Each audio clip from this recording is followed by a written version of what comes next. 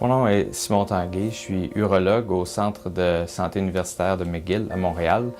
Le traitement du cancer du rein a toujours fait partie intégrante de ma pratique. Depuis tout le début de ma pratique, j'étais impliqué tant au niveau recherche qu'au niveau des soins des patients avec le cancer du rein. Et puis récemment, dans les dernières années, je suis activement impliqué dans un groupe de recherche canadienne sur le cancer du rein dans lequel un grand nombre de cliniciens, de chercheurs et puis aussi de patients on se rejoint et on travaille tous ensemble afin d'améliorer les soins et puis l'enseignement qu'on peut faire à nos patients atteints du cancer du rein.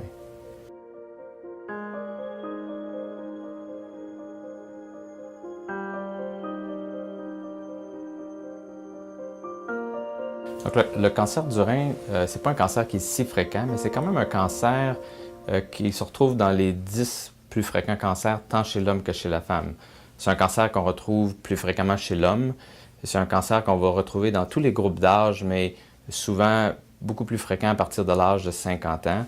C'est aussi un cancer qui est intéressant dans le sens qu'on voit depuis plusieurs années que l'incidence, le nombre de nouveaux cancers du rein augmente de façon continuelle année après année depuis plus que 10 ans déjà.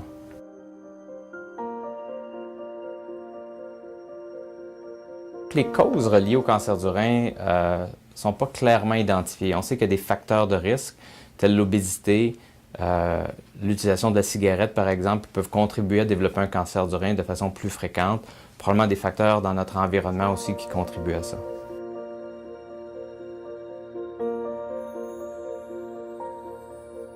C'est une très bonne question. On sait que avec les techniques radiologiques actuelles, on va détecter toujours de plus en plus tôt les masses rénales.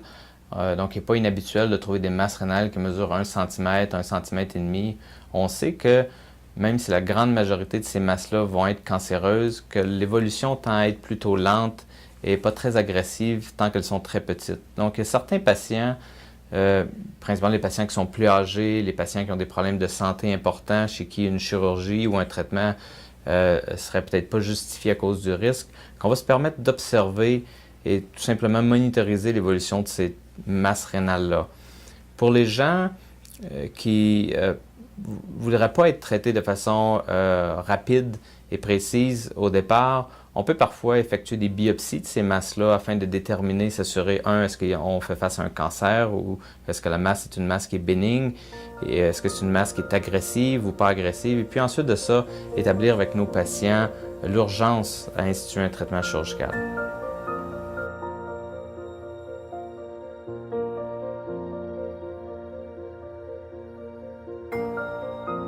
Il y a deux approches qu'on peut faire. L'approche, je vous dirais, standard, qui était d'enlever le rein au complet, qui est ce qu'on appelle une néphrectomie radicale, ou on peut faire parfois ce qu'on appelle une néphrectomie partielle. Donc, selon la taille de la tumeur, la localisation de la tumeur à l'intérieur du rein, on peut parfois se permettre d'enlever seulement la tumeur avec une partie, une mince couche, si vous voulez, du rein normal au pourtour de cette tumeur-là. Le bénéfice évident d'une néphrectomie, ce qu'on appelle une néphrectomie partielle, c'est de préserver une plus grande partie de la fonction rénale, de façon à garder les bénéfices du maintien de la fonction rénale chez nos patients.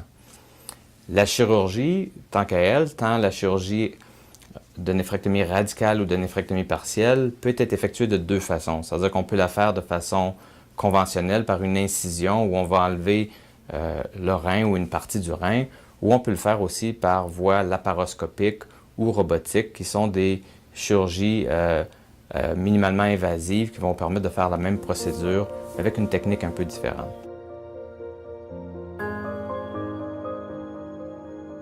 C'est sûr que la chirurgie laparoscopique, c'est bien démontré que nos patients vont avoir une convalescence à l'hôpital qui est plus courte, une récupération de leurs activités qui est plus rapide, donc un retour à leurs activités normales de façon beaucoup plus rapide avec la chirurgie laparoscopique. Il y a un côté esthétique aussi que certains patients vont apprécier avec le type de chirurgie laparoscopique qu'on peut offrir.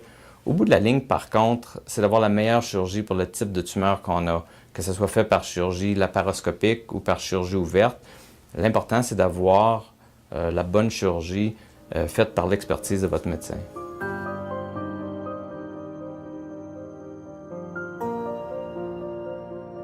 Je pense que le principe d'obtenir une deuxième opinion, c'est toujours un principe qui est sain. Il y a beaucoup de patients qui vont trouver réconfort en attendant une deuxième équipe médicale leur donner le même avis une deuxième fois, je pense que ça les rassure dans le traitement qu'ils vont entreprendre. Je pense qu'il est clair que les patients qui ont des tumeurs avec un envahissement plus complexe, les patients qui ont des tumeurs plus rares, ces gens-là, je pense, ont avantage à s'assurer toujours d'obtenir une deuxième opinion quand on fait face à des traitements qui sont peut-être moins standardisés dans leur cas. Pour les autres patients, je pense que souvent, ça va les aider à prendre confort dans ce qui leur a été suggéré par leur médecin traitant. Je pense que la grande majorité des médecins et des médecins spécialistes ne s'offusquent pas ce qu'on demande une deuxième opinion. Au contraire, je pense qu'on veut s'assurer que nos patients obtiennent la meilleure deuxième opinion possible.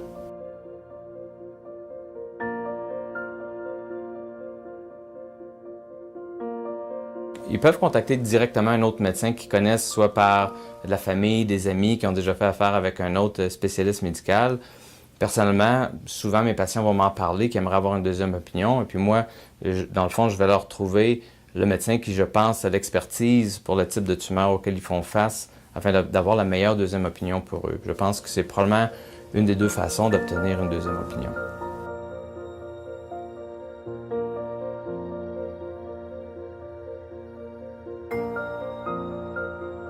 Quand on revoit nos patients suite à leur chirurgie, la rencontre initiale, c'est de toute évidence s'assurer est-ce que les gens récupèrent bien de leur chirurgie, est-ce que tout se passe comme on s'attendrait, qu'il n'y a pas de complications immédiates ou de problèmes qui devraient être réglés dans l'immédiat. C'est aussi la rencontre dans laquelle on va avoir la chance de discuter avec nos patients des trouvailles pathologiques, c'est-à-dire que pour chaque chirurgie qu'on fait, le pathologiste va nous donner l'étendue exacte de ce cancer-là, va nous dire c'était quoi l'étendue du cancer, c'était quel type de cancer, c'était quoi son niveau d'agressivité.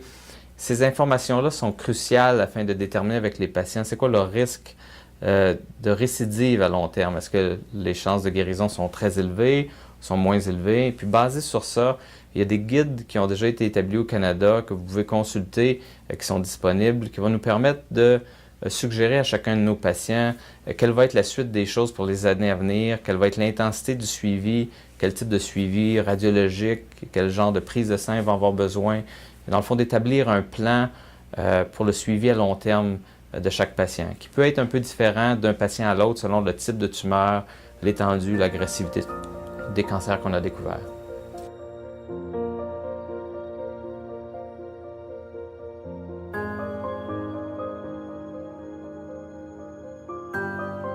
Donc, le cancer du rein, pour l'instant, il n'y a pas de traitement suggéré de façon routinière suite à la chirurgie. Donc, la radiothérapie n'a pas de rôle ou très rarement un rôle à jouer après une chirurgie. Les thérapies qu'on utilise pour nos patients qui ont une maladie qui est déjà répandue à l'extérieur du rein sont présentement en étude pour voir si on pourrait les utiliser dans la prévention de la récidive du cancer. Mais à ce jour, il n'y a pas d'étude qui a démontré un bénéfice encore. Donc, la grande majorité de nos patients, à moins qu'ils font partie d'une étude clinique, ne recevront pas de traitement suite à leur néphrectomie ou leur néphrectomie partielle, mais vont tout simplement avoir un suivi très attentif.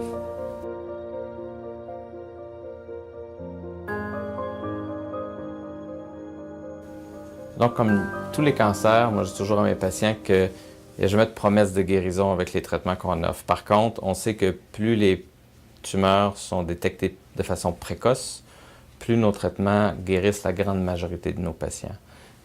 Tous les patients vont avoir besoin d'un suivi à long terme, étant donné qu'il y a toujours un risque que la tumeur revienne. Mais c'est ça, plus on les prend tôt, plus le taux de guérison est grand.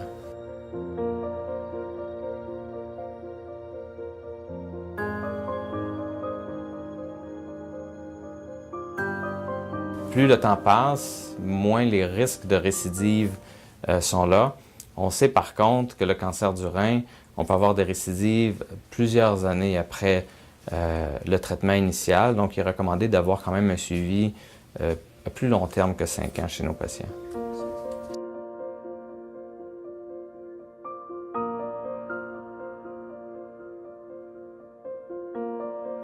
Mais je pense que probablement au départ, c'est dans la discussion que vous allez avoir avec l'équipe traitante. Il est probable que chaque hôpital ou chaque médecin avec qui vous faites affaire a probablement développé des documents à l'interne qu'ils peuvent vous remettre pour vous renseigner sur le cancer du rein. Et ensuite de ça, comme vous le savez, toute une série, une panoplie d'informations qu'on peut retrouver sur le web. Il y a certainement l'Association canadienne du cancer du rein qui a développé une série de documents éducatifs sur leur site web, tant en français qu'en anglais, qui est une source d'informations médicales qui est vérifiée, qui je pense peut donner beaucoup d'informations aux patients. C'est aussi un site web qui est interactif, dans lequel vous pouvez poser des questions et puis il y a des gens qui vont répondre à vos questions. Donc je pense que ça c'est une caractéristique très intéressante. Et puis aussi toute une série de rencontres pour les patients et leurs familles, pour les informer, qui prennent place un peu partout au travers du Canada, que vous pouvez soit accéder par le web. Beaucoup de ces réunions-là ont été aussi enregistrées, pour lesquelles vous pouvez visionner dans un deuxième temps et qui sont disponibles encore une fois sur le site web de l'Association canadienne du cancer du rein.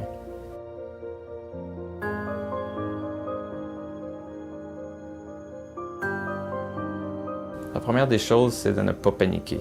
Je pense qu'il faut prendre chaque étape une à la fois. Je pense que c'est important pour chaque patient, premièrement, de bien s'entourer, de venir à leur rendez-vous avec des membres de leur famille, des amis. Ça fait plus de gens pour être sûr qu'on capture bien les informations qui leur sont passées par l'équipe médicale. Je pense qu'il est aussi crucial pour chaque patient, chaque famille, de s'impliquer dans les soins, de s'informer, de lire, de bien comprendre la maladie à laquelle on fait face. Je pense que chaque personne qui est bien informée va mieux comprendre ce qui se passe par la suite, pourquoi ça arrive. Et je pense que ça facilite beaucoup la compréhension de ce qui s'en vient devant nous. Puis c'est probablement un des conseils les plus importants, c'est de bien s'informer et puis de rester en charge de ses soins médicaux.